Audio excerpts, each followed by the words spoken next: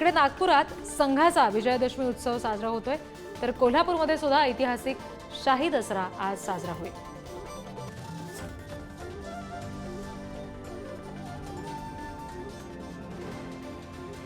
सरसंघचालक मोहन भागवत सध्या उपस्थितांना संबोधित करतायत। नागपूरमध्ये थेट जाऊयात।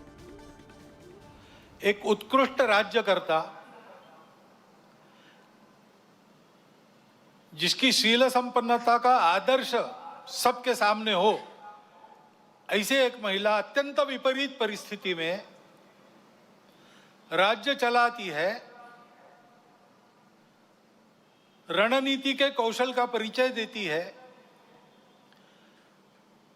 अपने राज्यों को संभालती ही है, परंतु अखिल भारतीय दृष्टि होने के कारण सारे देश में धर्म संस्कृति का उत्थान हो, इस दृष्टि से जगह जगह मंदिर बनवाती है, घाट बनवाती है, धर्मशालाओं का पुनरुज्जीवन करती है।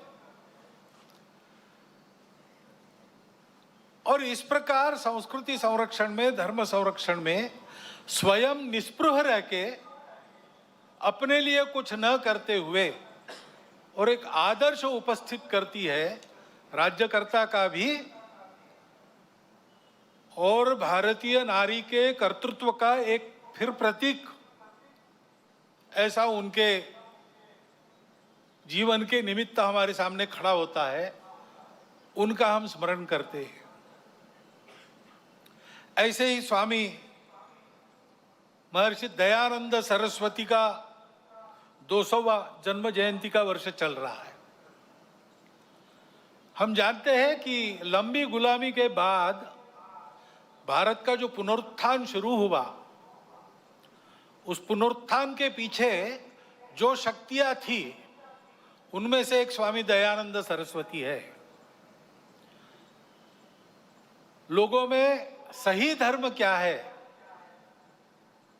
उसका सत्य प्रकाश उनके बुद्धि में जाए, अपने मूल को समझकर काल सुसंगत धर्म का आचरण वो करे और अपने लिए स्वतंत्रता प्राप्त कर ले, इसलिए जनों की जागृति का एक महाप्रयास उन्होंने किया।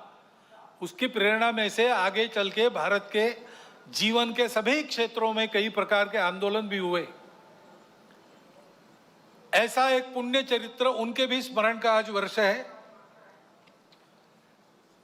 स्वतंत्र देश होना है, देश वैभव संपन्न होना है, तो प्रजा में चारित्र्य चाहिए। अभी अध्यक्ष महोदय जी ने जिस दैवी गुण संपद का उल्लेख किया, अभयम सत्व संशुद्धि, वही है व्यक्तिगत और सामाजिक चारित्र्य, राष्ट्रीय चारित्र्य, जिनके बलबूते देश बड़ा होता है। पाबना में, आज के बांग्लादेश में, उस समय के पूर्व बंगाल में जन्मे श्री श्री अनुकूल चंद्र ठाकुर होम्योपैथी के डॉक्टर थे, आध्यात्मिक साधक थे। उनके माता से ही उनको दीक्षा मिली थी, तो उनके व्यक्तित्व से आकर्षित होकर लोग उनको आकर मिलते थे, अपनी व्यक्तिगत कठिनाइयां बताते थे, उनके हाल पर उनसे चर्चा होती थी। इसी का आगे एक सत्संग आंदोलन बन गया और 1925 में उस आंदोलन का भी विधिवत पंजीयन हुआ। उस आंदोलन का मुख्यालय आजकल देवघर में है। उनकी भी शताब्दी इस वर्ष 2025 में चलेगी। और हम जानते हैं भगवान बिरसा मुंडा के जन्म के 150 वर्ष हो गए। विदेशी वर्चस्व के विरुद्ध, शोषण के विरुद्ध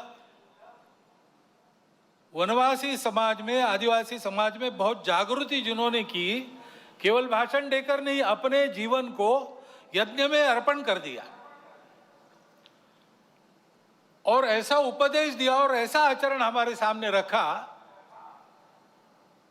कि हमारे जनजातीय बंधुओं के अस्मिता को, अस्तित्व को स्वतंत्र भारत में सशक्त होकर अपने योगदान करने को एक पुष्ट वैचारिक और व्यावहारिक आधार उसके कारण प्राप्त हुआ। उनका भी 150वां जन्म जयंती का वर्ष चल रहा है। स्मरण करने का कारण ऐसा है कि ये लोग हमारे सामने मूर्तिमंत उदाहरण है जैसा हमको होना चाहिए। व्यक्तिगत और राष्ट्रीय चारित्र्य इन्होंने जो किया उसका हमको लाभ हो रहा है, ये बात अलग है, परंतु वो लोग कैसे थे, अलग अलग समय में अलग अलग कार्य क्षेत्रों में उन्होंने काम किया, परंतु सबकी समान बातें कुछ थी। इन सब लोगों ने प्रामाणिकता से, निस्वार्थ बुद्धि से देश हित में, समाज हित में, संस्कृति और धर्म के हित में ही काम किया, अपने लिए कुछ नहीं रखा। निस्पृहता उनका गुण था और निर्भय थे, परिस्थिति की परवाह नहीं की, क्या भुगतना पड़ेगा इसकी कभी चिंता नहीं की। संघर्ष का कर्तव्य उपस्थित हुआ तो पूरे जोर से संघर्ष किया, उसमें आवश्यक जो कठोरता आवश्यक है उस कठोरता का भी वर्ण किया, लेकिन ऐसा होने के बाद भी वो किसी के द्वेष्टा नहीं बने।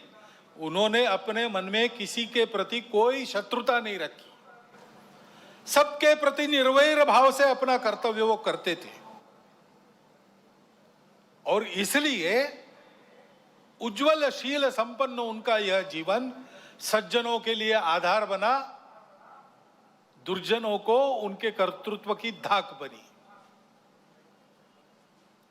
इस प्रकार की समाज में शक्ति जब खड़ी हो जाती है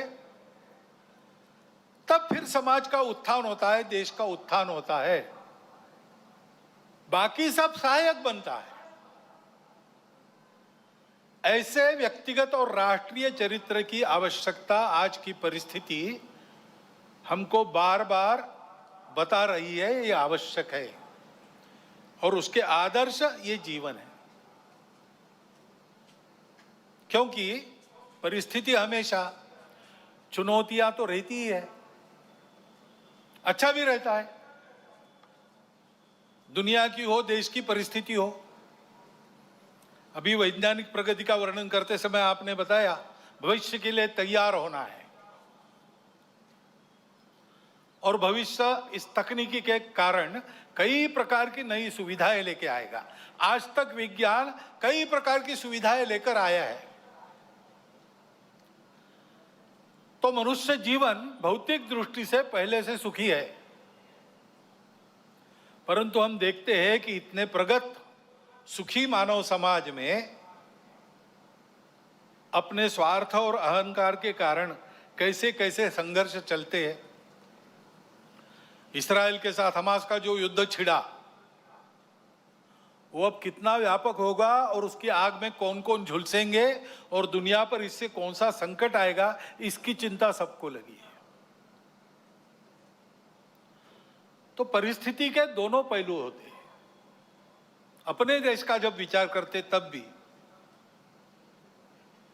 अपना देश आगे बढ़ रहा है, टेक्नोलॉजी के क्षेत्र में, शिक्षा के क्षेत्र में अतिथि महोदय ने वर्णन कर दिया है, बहुत नपे तुले शब्द। टेक्नोलॉजी के क्षेत्र में, शिक्षा के क्षेत्र में अतिथि महोदय ने वर्णन कर दिया है, बहुत नपे तुले शब्दों में पूरा चित्र आपके सामने आया है।